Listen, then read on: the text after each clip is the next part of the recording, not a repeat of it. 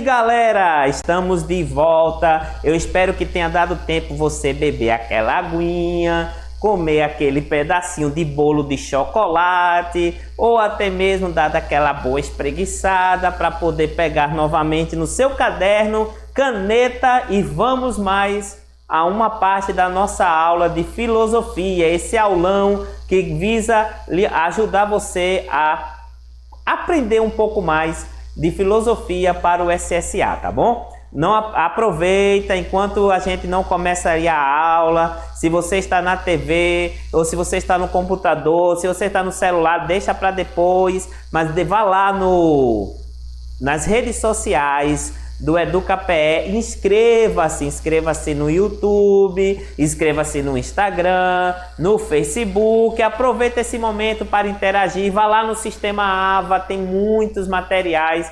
Também no YouTube você pode revisar algumas aulas de filosofia sobre os temas que nós vamos aqui fazer essa revisão para o SSA. Alguns desses temas estão já lá nas aulas, dá uma olhadinha para que você possa ter uma noção maior sobre aquilo que está sendo agora revisado, tá bom? Não deixa de fazer isso, não deixa de inscrever-se nas redes sociais do EducaPE.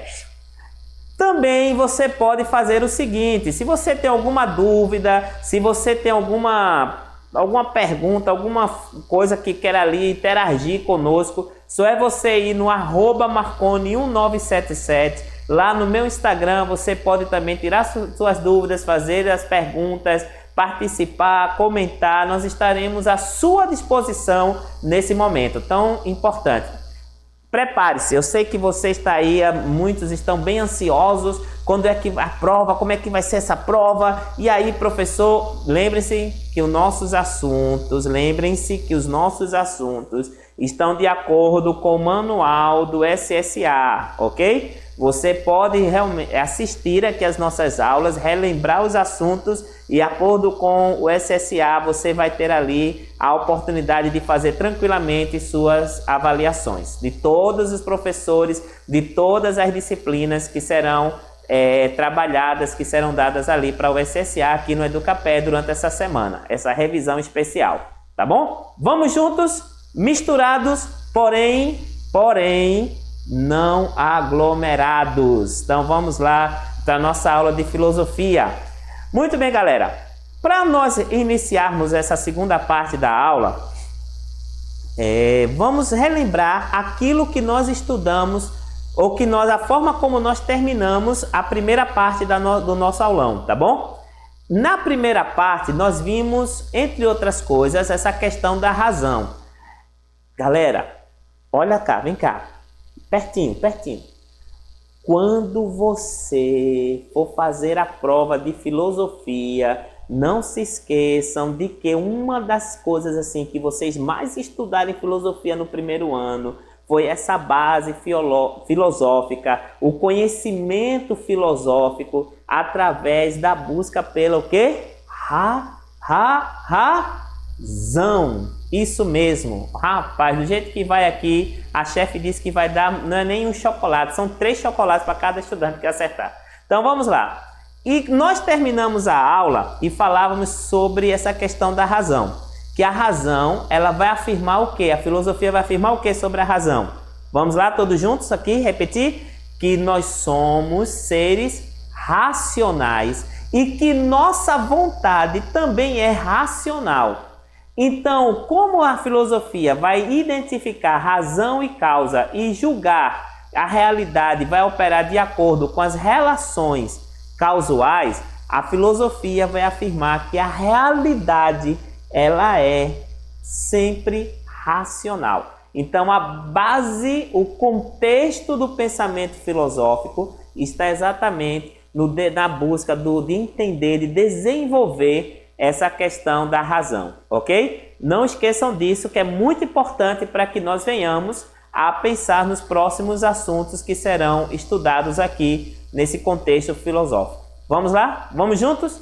Muito bem. A primeira pergunta também é da UPE, né, 2020, da avaliação do ano passado, e ele vai dizer o seguinte: O texto a seguir é sobre o pensamento grego. Ok? Pensamento grego. E nesse pensamento grego, olha, não esqueça disso. Qual é a base desse pensamento grego, desse estudo filosófico? É o quê? A razão, certo? Então vamos lá. Muito bem. Ao pensar sobre isso, vamos estudar a respeito de um homem, que é exatamente um dos chamados primeiros filósofos, que é Sócrates. Nós temos ali o pensamento pré-socrático, que vai falar sobre o arqué, a origem. Lembra que nós falamos sobre isso alguns minutos atrás? E agora nós vamos para o que? Vamos para o pensamento de Sócrates, da razão e etc. E uma das grandes definições a respeito de Sócrates, de acordo com Gilberto Contrim, é que Sócrates era um homem que sabia perguntar. Galera, preste atenção no que eu vou falar agora. Isso é sério, hein? Eu vou repetir aquilo que eu disse na primeira parte da aula. Para você fazer uma prova assim, fantástica, extraordinária e tirar uma nota máxima, porque você é um telespectador do EducaPE, isso vai ser muito fácil para você. É necessário que você saiba, domine interpretação e compreensão de textos. Por isso vai me levar a uma coisa, a que você compreenda bem cada aspecto de um texto que está ali no enunciado para você. Veja que ele diz aqui, ó. Olha como o Gilberto Contrim, ele define Sócrates, desculpem. Ele vai dizer aqui que Sócrates é um homem que sabia perguntar. Ok? Olha aí, eu marquei aí. O próprio Sócrates, porém, não deixou nada escrito. A gente sabe disso, não é? Que Sócrates, muito daquilo que se sabe a respeito da vida dele está recontado por Platão e seus outros discípulos.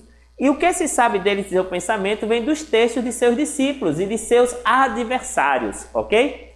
Muito bem. Agora o PE pergunta para você. O autor vai retratar no âmbito do conhecimento filosófico a singularidade das ideias de Sócrates. Nesta perspectiva, a filosofia socrática salienta o valor de quê? Da natureza, do diálogo, mítica, da escrita ou da ciência? E aí, o que é que vocês acham? Da natureza, do diálogo, da mítica, da escrita ou da ciência? Muito bem, vejam só. Se Sócrates era um homem que sabia perguntar, será que o pensamento socrático, será que a perspectiva da filosofia socrática estava na natureza ou na questão mítica? Na natureza, vocês sabem que não, né? Por quê? Essa questão da natureza está relacionado à cosmogonia, está relacionado ao arqué, está relacionado aos pré-socráticos, ok? A questão mítica também não, porque no período de Sócrates o objetivo era o estudo principalmente do ser humano. O mito, como nós já estudamos, já estava um pouquinho mais para trás, ok? A escrita não, porque aquilo que Sócrates falou, ele não repassou para o papel, para o papiro na época, porque quem escreveu a respeito dele e dos seus ensinamentos foram seus discípulos ou adversários. Da ciência não, porque consequentemente a filosofia não pode, segundo alguns autores, ser comparada ou ser tida como a ciência. Vamos entender melhor um pouquinho esse pensamento? O que é o método socrático? Vamos lá, vamos juntos. O método Sócrates, ele é considerado, como eu já falei para vocês, o pai da filosofia. Por quê? Porque ele quer chegar a uma verdade. E toda essa verdade que Sócrates busca chegar, que Sócrates busca desenvolver, que Sócrates busca despertar no ser humano, ele faz isso através de uma prática filosófica que nós vamos chamar de quê? Diálogo. De um diálogo, certo? Olha, então, a prática, o método socrático, ou a prática do desenvolvimento da filosofia de Sócrates é através de quê? Do diálogo. Como era isso? Sócrates fazia mais ou menos o seguinte. Imagine que a praça da sua cidade seja Atenas, a praça da cidade grega de Atenas. E lá estava um homem sentado nessa praça, e ao passar por ele olha para você e diz assim: amigo, posso lhe fazer uma pergunta? Você, educadamente, olha para aquele senhor que está ali, aquele homem que está ali sentado e diz, claro, senhor, por que não? E ele lhe diz, olha, você é feliz? Você para pensar e diz, sim, eu sou feliz. Aí ele olha e diz assim, mas por que você acredita que é feliz? Você sabe definir a felicidade? E você diz assim, mas felicidade é aquilo que eu sinto, é aquilo que vem no meu coração. Aí ele diz, olha para você e pergunta, sim, mas e se seu coração demonstrar algo que não é real, é ilusório? Aí você diz, ou seja, essa conversa, esse diálogo através de perguntas, de questionamentos, ou de aquilo que nós vamos chamar, preste atenção agora, olha para cá, isso é muito importante que você entenda isso aqui, viu? É um dos assuntos que mais caem no SSA, daquilo que nós vamos chamar de reflexão. O que é reflexão na filosofia? É você pensar a respeito de si mesmo, pensar a respeito de algo da sua natureza, ou pensar daquilo que está ao seu redor e que pode levar você a uma mudança, certo? Então Sócrates fazia isso. Ao fazer isso, ao desenvolver esse diálogo, que vai levar aos questionamentos, às reflexões, o que é que vai acontecer? A pessoa começa agora a questionar a si mesma. Isso era chamado, no método socrático, era chamado de maiêutica, que significa em grego, a palavra significa no grego, parto das ideias. Ou seja, o objetivo de Sócrates era fazer com que as ideias saíssem do ser humano, que o ser humano raciocinasse, que ele refletisse, que ele questionasse, ou seja, possibilitar ao homem o conhecimento de si mesmo. Daí a sua famosa frase.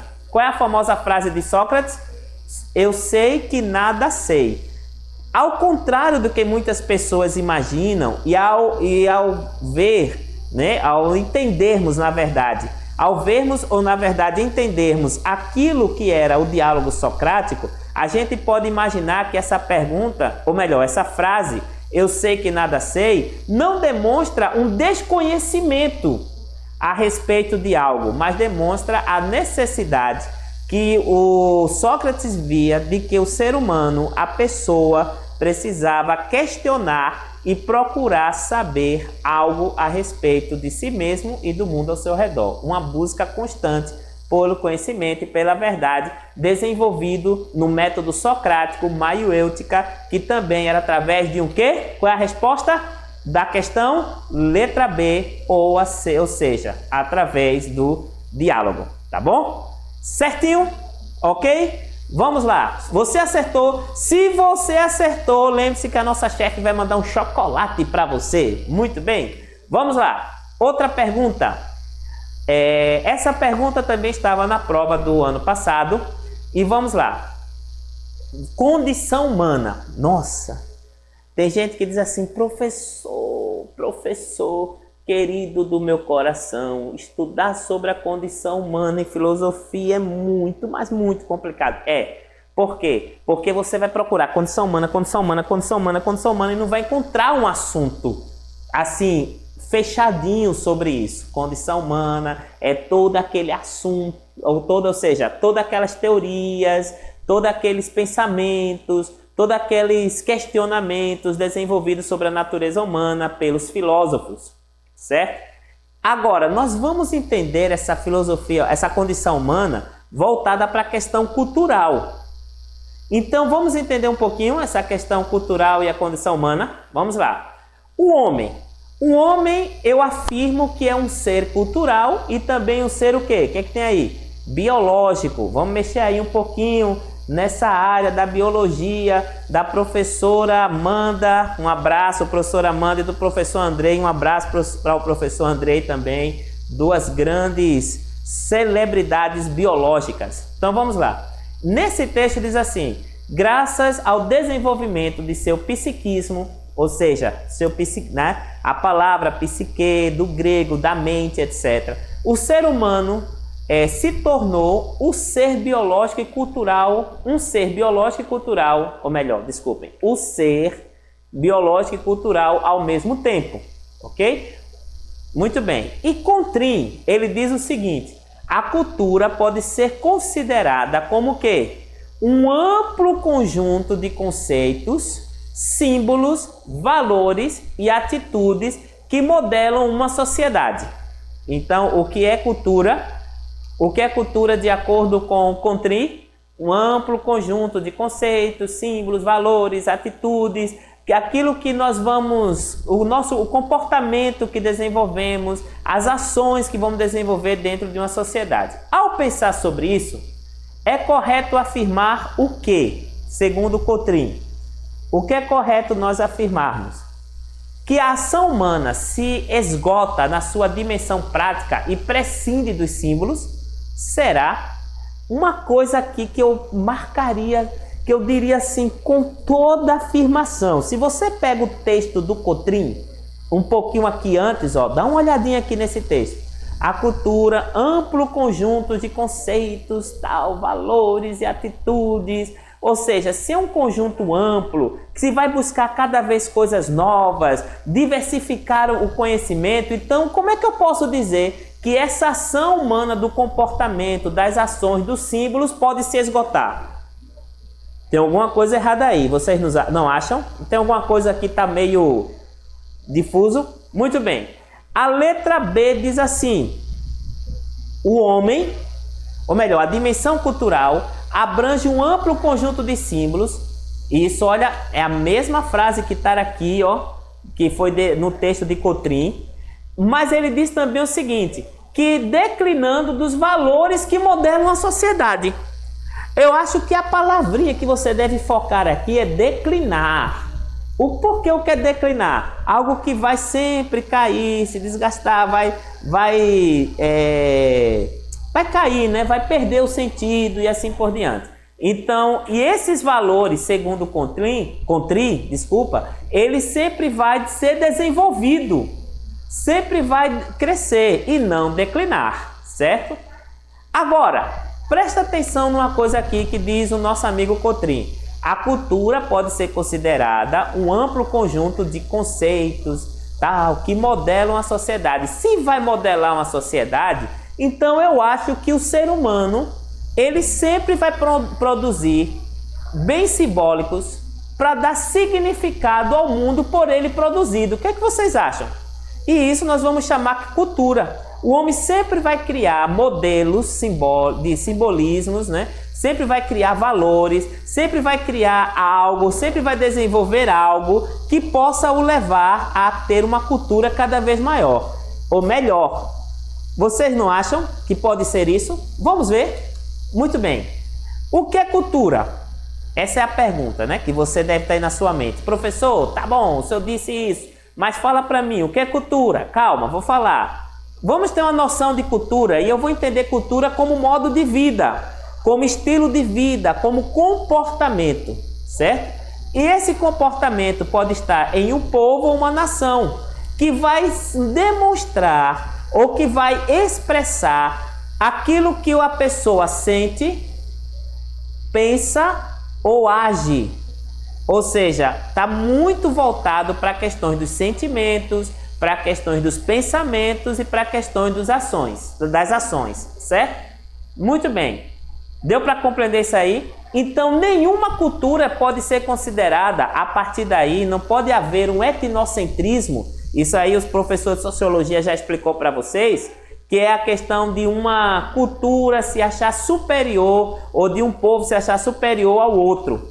Lógico, a partir desse pensamento, se a cultura é um modo de vida, é um modo de sentir, pensar e agir de uma sociedade, quais são então as práticas, os materiais as práticas materiais e simbólicas que esse grupo vai desenvolver? Vamos pensar aquilo que se faz, as práticas corporais como as danças, as crenças, os saberes, certo? Os hábitos, as artes, a forma como a pessoa vai entender o mundo que a cerca, a natureza, as noções de sagrado, do que é certo, do que é errado, do proibido, do obrigatório, né, da religiosidade, as relações econômicas, políticas, ou até mesmo aquilo que você faz de relações familiares, como por exemplo, o jantar de Natal, não é aquele jantar, não, na minha família sempre se reúne no Natal pra gente, é uma tradição, ou seja, é uma forma de agir, de pensar, de sentimentos, é uma questão cultural. As religiões com as suas marcas distintivas, as profissões, aquilo que você pensa de um professor, sobre como deve ser o professor, seu método de ensino e assim por diante. Então, isso tudo está relacionado à cultura ou seu modo de ser, ou melhor, de sentir, de pensar e de agir, certo? E se você prestar bem atenção, presta bem atenção aqui, olha para cá, olhe bem para esse slide que está aqui. Vejam só, você consegue ver que tudo isso aqui será desenvolvido pelo ser humano? O ser humano sempre vai criar, sempre vai moldar, sempre vai formular novos símbolos. Lógico que a partir daí, a resposta para a nossa pergunta, que está aqui linkada à palavra produzir, certo? E que essa produção de bens simbólicos vai ajudar o homem a dar significado ao mundo. Claro, a resposta para essa pergunta é a letra C. Quem acertou, levante a mão. Muito bem, a chefe disse que vai dar chocolate, tá bom? Parabéns para você. Então vamos lá. Se eu continuar aqui. Então, fala um pouquinho sobre essa questão para nós, certo? Não esqueçam nunca dessa questão relacionada à produção cultural. Só que agora eu quero relembrar uma coisa aqui para vocês. Relembrar uma coisa aqui rapidamente, antes de nós fecharmos aqui esse ciclo, ou melhor, esse ciclo da aula aqui. Deixa eu voltar só uma questão aqui. Ok? Deixa eu ver aqui. Pronto. Sobre essa questão cultural, gente. Sobre esse aspecto cultural. Lembre-se que a cultura, cuidado aqui, a cultura ela sempre vai ser analisada por vários aspectos, né? Por várias ciências, sempre vai ser analisada por vários conjuntos de disciplinas. Você vai ter a questão das artes, você vai ter o olhar sociológico e também você vai ter aqui o olhar filosófico, certo? Consequentemente, vejam só, você aqui, nós vamos trabalhar o pensamento voltado para uma questão totalmente filosófica. Então, cuidado na hora para não confundir essas coisas. Por isso que nós dissemos a você que o homem ele é um produtor desses bens simbólicos. E eu coloquei aqui para vocês alguns desses simbolismos, certo? Alguns desses simbolismos que são desenvolvidos pelo ser humano de forma prática e de forma também simbólicas. Por exemplo, o que poderia ser aí voltado para a questão do simbolismo? Você tem ali a questão, vou dar um exemplo aqui, ó, nesse slide, a questão dos gostos. Sabia? Pega aqui essa questãozinha do gosto. Aí eu vou dar uma dica para você quando for estudar filosofia. Um assunto, como tantas outras disciplinas, um assunto sempre vai estar interligado a outro, certo? Um assunto sempre vai estar interligado a outro. Quando eu falo sobre os gostos aqui, eu vou falar sobre a questão de quê? Da beleza, do belo, da estética. E cuidado também pelo seguinte, outra dica ao fazer a prova, a avaliação de filosofia, certo? A dica é o seguinte, se eu perguntar para você o que é o gosto, o que é o belo, você vai definir beleza, vai definir o gosto de acordo com aquilo que é a sua forma de pensar. Ótimo! Isso também é filosófico, né? A filosofia é sobre aquilo que eu entendo a respeito da vida. Porém, lembre-se que a gente tem que ter um ponto de partida, uma busca pelo conhecimento, uma busca que me leve à razão do entender a algo. E esse entender a algo é a respeito daquilo que é produzido pelo pensamento filosófico direto daqueles que já estudaram a respeito do tema, tá bom? Muito bem, galera, foi bom passar esses minutinhos com vocês, a gente volta já, mas segura aí que tem mais SSA no EducaPé. Um beijão pra vocês, tchau!